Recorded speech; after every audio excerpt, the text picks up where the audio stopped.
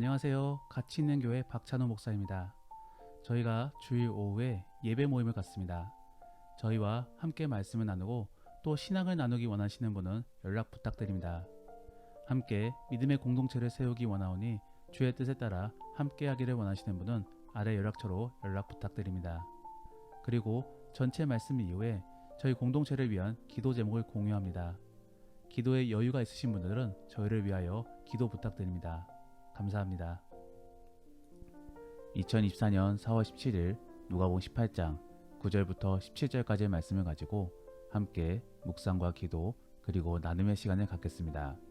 먼저 오늘 본문 말씀부터 함께 듣겠습니다.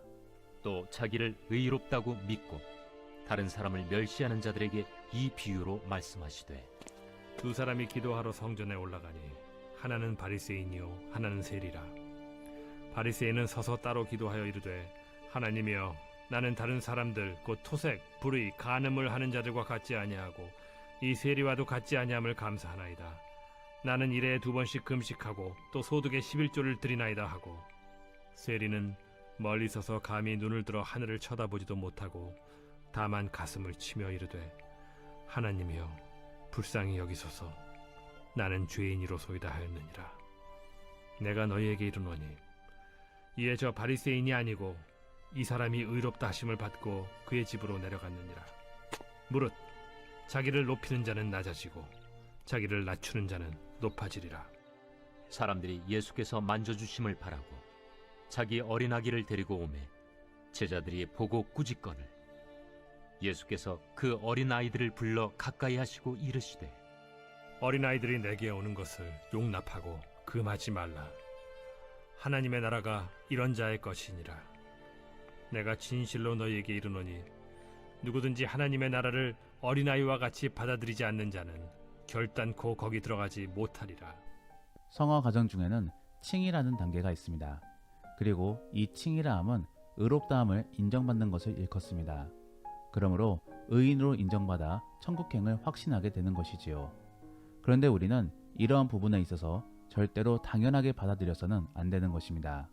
왜냐하면 우리는 결코 그것을 받을 만한 자격이 없기 때문입니다. 어떤 사람들은 예수님을 믿는다라고 고백하였으니까 혹은 신앙생활을 통하여서 충분히 헌신하였으니까 받아도 된다라고 생각하겠지만서도 실제로는 우리의 능력으로 예수를 안 것도 아니며 또 믿은 것도 아니기 때문에 우리는 스스로가 잘해서 구원을 얻었다라고는 말할 수 없는 것입니다. 더불어 우리는 선한 순종보다도 악한 죄악을 더 많이 짓기 때문에 사실 칭의를 받을 만한 자격이 하나도 없는 것입니다. 그럼에도 불구하고 우리는 하나님께 부름을 받아 예수님을 믿을 수 있게 되었고 또 그를 통하여 우리는 비록 죄를 짓는 인간임에도 불구하고 의롭다함을 인정받게 된 것입니다. 그러므로 우리는 은혜를 입은 것이며 또 감사할 수밖에 없는 것입니다. 이러한 상황들이 바로 칭의에 있어서 우리가 가져야 될 생각들인 것입니다. 결코 당당하기만 해서는 안 되는 것이지요. 그러면 또 어떤 분들은 하나님 앞에 나아갈 때 담대함을 가지라 라는 말을 떠올리면서 앞선 이야기와 상충되는 것처럼 볼 수도 있습니다.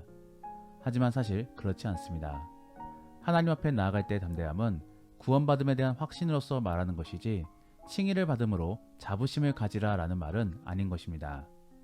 우리는 구원에 대하여 감사함과 함께 지은 죄에 대하여 죄송함도 함께 지니고 있어야 합니다. 그렇기 때문에 그리스도인들은 긍정적인 사람인가 동시에 겸손한 사람이 될 수밖에 없는 것입니다. 그런데 오늘 본문 속에 등장하는 사람은 스스로가 자신을 의롭다라고도 여기면서도 또 한편으로는 다른 사람들을 멸시하고 있습니다. 즉 스스로가 너무나 거룩한 사람으로 바라보고 있는 것이지요. 여기에 대해 예수님께서는 그의 생각이 틀렸음을 전해주고자 하십니다. 그래서 바리새인과 세리간의 태도를 비교해주며 전해주고 있는 것이지요. 특별히 저는 오늘 본문 말씀을 통하여 의인으로서 천국에 갈 수 있는 자에 대하여 함께 살펴보려고 합니다. 그래서 구원받은 우리가 어떠한 모습을 지니고 있어야 되는지를 함께 생각해 볼 수 있기를 원합니다. 첫 번째로 천국에 갈 수 있는 자들은 자신이 어떠한 사람인지를 분명하게 깨닫고 있는 자들입니다. 즉 자신이 죄인임을 깨달아야지만이 천국에 갈 수 있는 것이지요. 오늘 본문에서는 바리새인과 세리가 등장하고 있습니다. 그리고 그들은 똑같이 성전으로 올라가 하나님께 기도를 올립니다. 하지만 이들의 기도 내용은 180도 달랐습니다. 바리새인의 경우는 자신이 잘한 것에 대하여 하나님께 자랑을 하며 또 칭찬받기를 간구합니다. 반대로 세리의 경우는 잘한 것이 하나도 없는 것이지요. 그러므로 그는 그저 하나님 앞에 무릎만 꿇을 뿐인 것입니다. 복음서 전체 내용을 살펴보면 바리새인들은 가식적인 죄인들이었습니다. 그러므로 9절 말씀에서는 예수님께서도 그들 스스로가 의롭다라고 여기며 또 다른 사람들을 멸시한다라고도 설명해 주셨던 것입니다. 그런 그들임에도 불구하고 그들은 스스로가 죄인인지를 깨닫지 못하고 그저 감사 기도만을 올리고 있는 것입니다.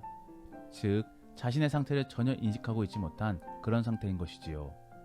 우리도 신앙생활을 하다 보면은 그러한 잘못 및 실수를 범할 때가 있습니다.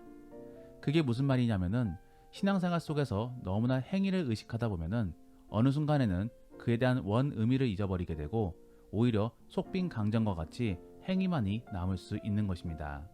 더불어 하나님보다도 주변만을 의식함으로 오히려 진실되지 못한 신앙생활을 가질 수도 있는 것입니다.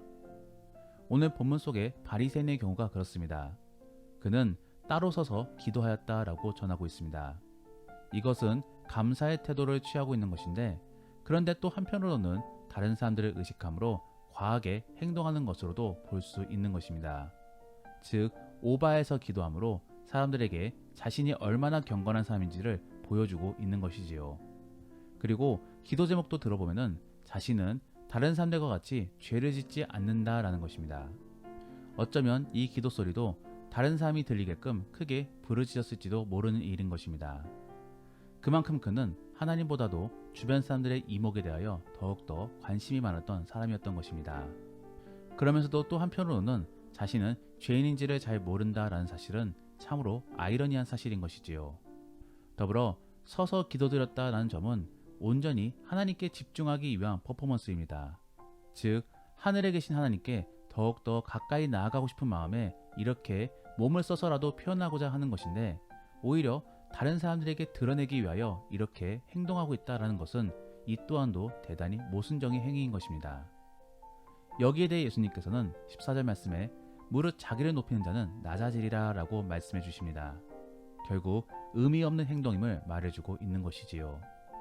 그러면 우리는 결국 어떠한 자세를 취해야 되는 것인가? 바로 세리와 같이 죄인임을 인정해야 되는 것입니다. 세리는 분명 다 드러난 죄인입니다. 다른 사람들을 착취하여서 로마에게 헌신하고 또 자기 입속을 챙겼던 그런 죄인입니다.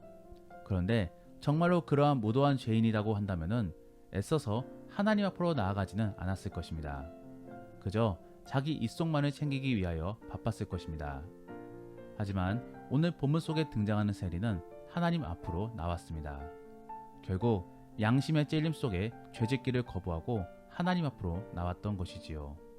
그리고 그러한 모습도 정말로 칭찬받을 만한데 하나님 앞에서 자기는 정말로 크나큰 죄인입니다 라고 고백하면서 그는 하나님 앞에서 어쩔 줄 몰라 했었습니다.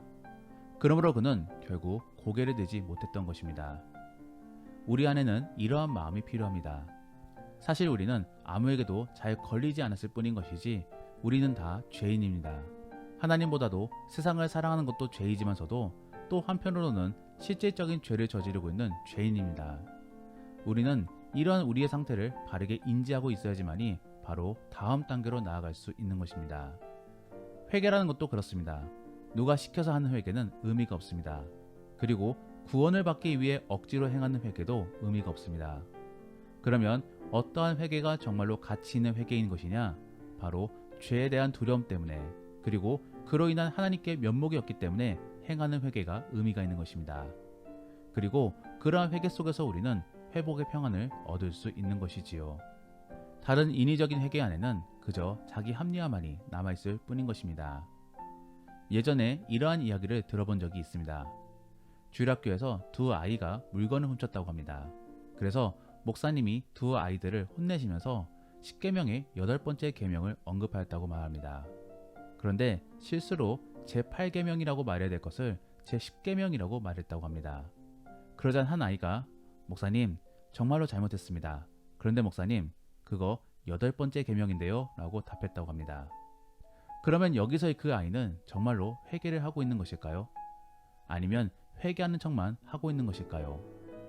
회개 속에는 아무런 생각이 나지 않습니다. 그저 죽음 및 고통에 대한 두려움 때문에 주변이 보이지 않습니다. 그저 하나님이 용서해 주시기만을 바랄 뿐이기에 철저히 물음만을 꿇을 뿐인 것입니다. 저는 이러한 부분들 속에서 우리가 정말로 제대로 회개하고 있는가를 살펴보기를 원합니다. 그저 너무나 잘 알고 있는 성경적 지식 속에서 의례적으로 반응하고 있는 것은 아닌지를 생각해 보기를 원합니다. 우리는 신앙에 있어서 느슨함이 있다면 반드시 다잡아줘야 될 것입니다. 그래서 철저히 우리가 어떠한 존재이고 또 우리가 어떠한 모습을 취하고 있는지를 생각해 보아야 될 것입니다. 그래야만 우리는 주께로 다시 돌이킬 수 있는 것입니다. 정말로 그러한 지혜로운 성도들이 될 수 있기를 원합니다. 그래서 냉철하게 자신을 되돌아보고 하나님께로 돌이킬 수 있는 지혜로운 그리스도인들이 될 수 있기를 원합니다. 마지막으로 천국에 갈 수 있는 자들은 순수하게 믿을 수 있는 자들입니다. 그래서 예수님께서는 자기에게 다가오는 아이들을 바라보시며 천국은 이러한 자들의 것이다 라고 말씀해주고 계십니다. 그러면 어떠한 사람이 순수한 사람들인 것인가? 단순히 나이로만은 순수함을 정의 내릴 수가 없습니다. 그러면 어떠한 자들이 순수한 사람들인 것인가? 언뜻 보면은 팔랑귀들이 순수하다라고도 볼 수 있습니다. 그래서 그러한 사람들은 실제로 말씀을 쉽게 빨아들이며 또 곧바로 순종하는 모습들을 보여줍니다.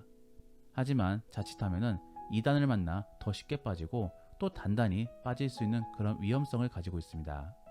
그렇기 때문에 우리는 팔랑귀를 지향할 수는 없는 것이지요.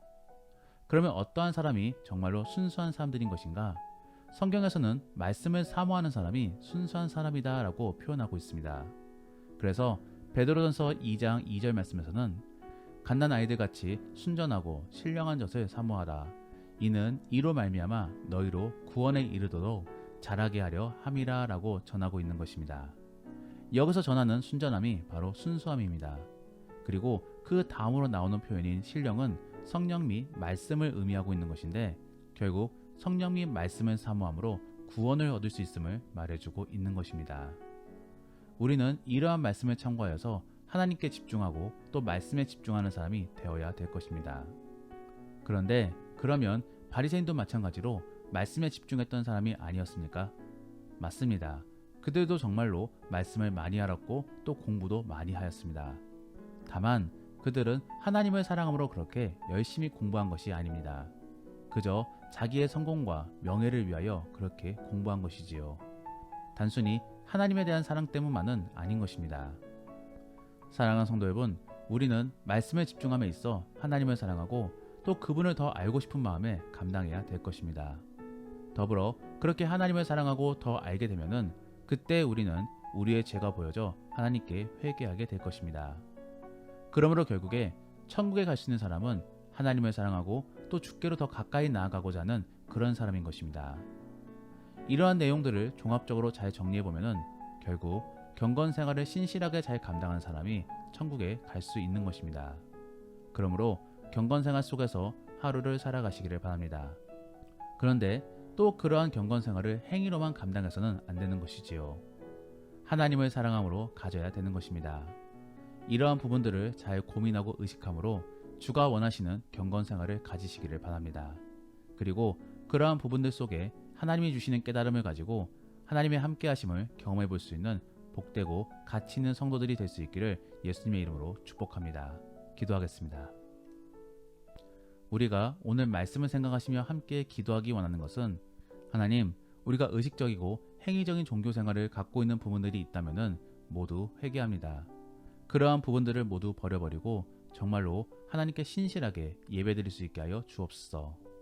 그리고 순수한 믿음을 가지기를 원합니다. 하나님을 사랑하고 말씀을 사랑하여 더욱더 주를 깊이 알아가는 지혜로운 우리가 될 수 있게 도와달라고 함께 기도하겠습니다. 더불어 오늘 본문 말씀을 가지고 믿음의 나눔이나 혹은 가정 예배를 드린다라고 하신다면은 최근에 들어봤던 가식적이고 이루어짐에 대한 기대가 없는 그런 기도 제목을 들어본 것이 있다면은 나누어 보시기를 바랍니다. 그래서 우리가 어떠한 기도를 해야 될지를 함께 나누어 보시기를 바랍니다. 그리고 신앙적 순수에 대해서 생각해 보시며 정말로 순수한 그리스도인들은 어떠한 사람인지를 상상해 보시며 서로 나누어 보시기를 바랍니다. 그러면 이제 주님과 함께 깊은 대화 시간을 갖겠습니다. 오늘 하루도 주 안에서 승리하시기를 바랍니다.